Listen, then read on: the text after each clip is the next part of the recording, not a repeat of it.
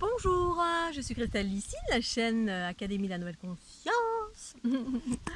Alors, je vais vous parler maintenant tout de suite de la fleur de vie, cette structure géométrique relative à mes propres expériences.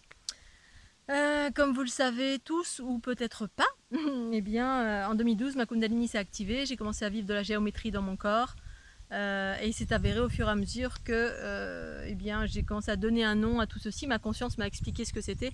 La structure géométrique fondatrice de la vie, matrix génitrix, fleur de l'unité. Mais à un moment donné, effectivement, eh bien, il y a eu une expression, une compréhension relative à la fleur de vie. Et donc, ce qui m'a permis ensuite eh bien, de donner un curseur relatif à la fleur de vie et ensuite l'évolution vers la fleur de l'unité qui correspond à ce qui est en train de surgir ici maintenant sur la planète en qualité de nouvelle matrice. Et qui fait partie intégrante de qui nous sommes. Ce sont les fondations de la vie, ce que j'appelle matrix génitrix relatif à la fleur de l'unité.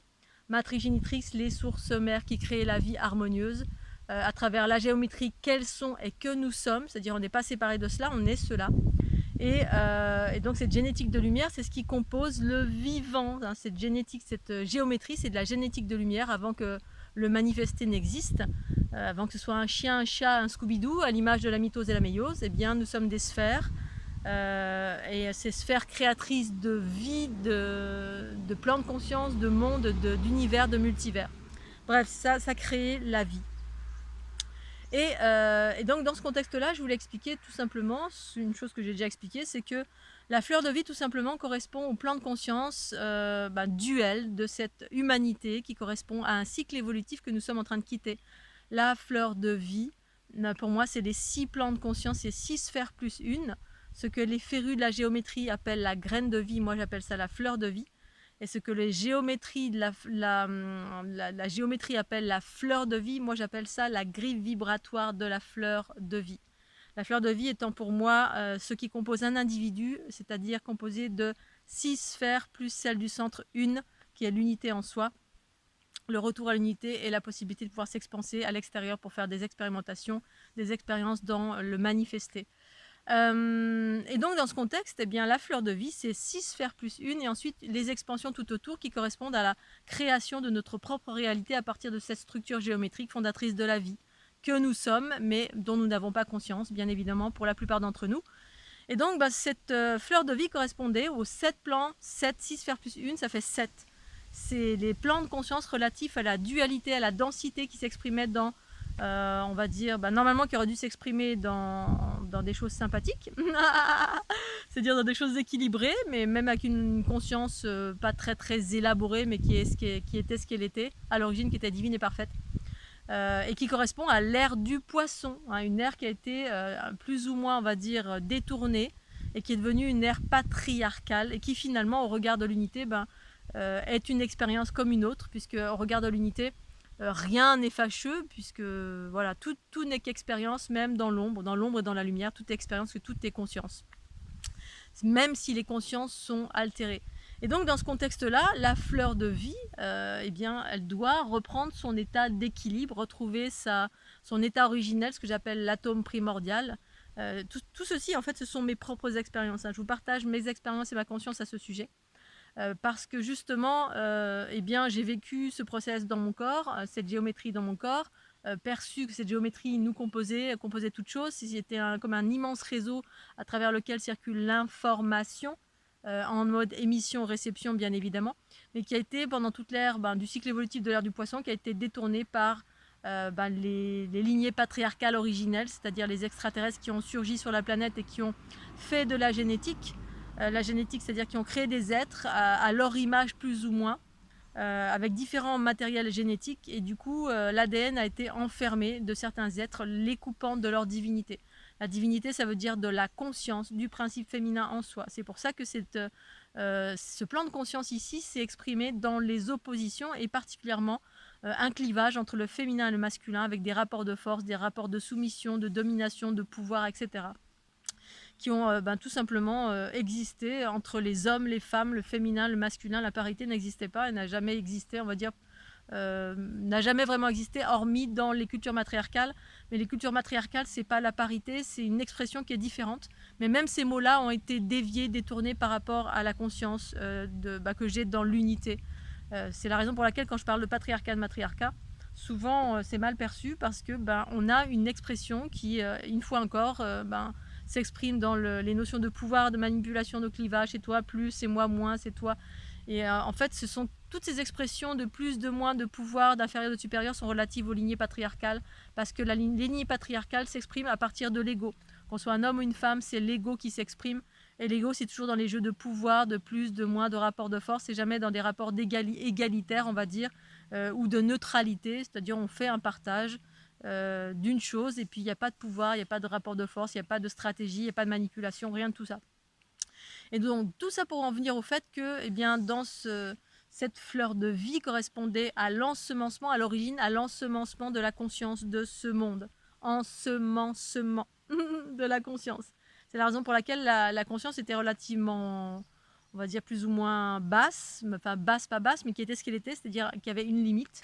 Et en fait, elle a été encore plus limitée de par l'intervention des cultures patriarcales qui ont fait de la génétique et qui ont bridé les corps, en fait, le corps de matière qui a limité, en fait, en termes de... qui a séparé le corps de la conscience. Et en ça qu'on a été limité et en cela qu'on a été coupé de entre guillemets, de notre divinité, c'est-à-dire d'une part de nous-mêmes, qui est justement le principe féminin. On a été évincé, coupé de notre principe féminin, particulièrement chez les hommes, parce que justement les hommes, les femmes ayant été scindés, nous avons été scindés.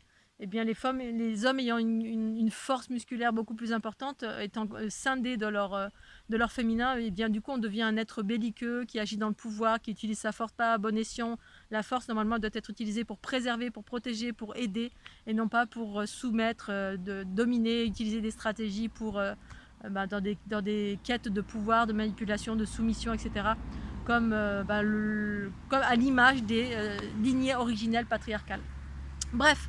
Fleur de vie, à l'origine, elle était divine et parfaite. À l'origine, ça provenait des matrices génitrix, c'est-à-dire les sources mères créatrices de la vie harmonieuse. Et puis, cette génétique est intervenue et donc du coup, la fleur de vie a été dénaturée elle aussi. C'est-à-dire que toutes les fleurs de vie que vous pouvez rencontrer dans le commerce, qui ont été déclinées en bijoux, en t-shirts, toutes les effigies que vous trouvez dans le commerce, elles contiennent des anomalies. Ces anomalies, j'ai écrit des petits bouquins là-dessus, ça s'appelle Les anomalies de la fleur de vie. Vous allez sur mon site fleurdelunité.jimdo.com, vous trouvez ce petit livret, c'est un petit e-book qui évoque ceci. Sinon, vous le trouvez dans mon livre La fleur de l'unité succède à la fleur de vie. J'exprime ces anomalies.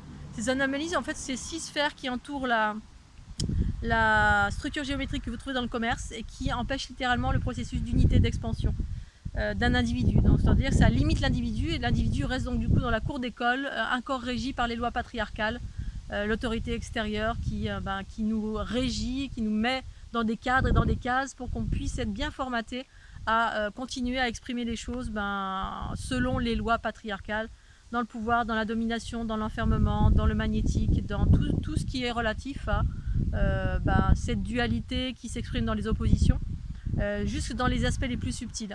Mais bon, c'est ce que c'est. Alors, c'est ce que c'est. Pour autant, cet enfermement n'a plus sa raison d'être. C'est la raison pour laquelle maintenant on est en fin de cycle évolutif.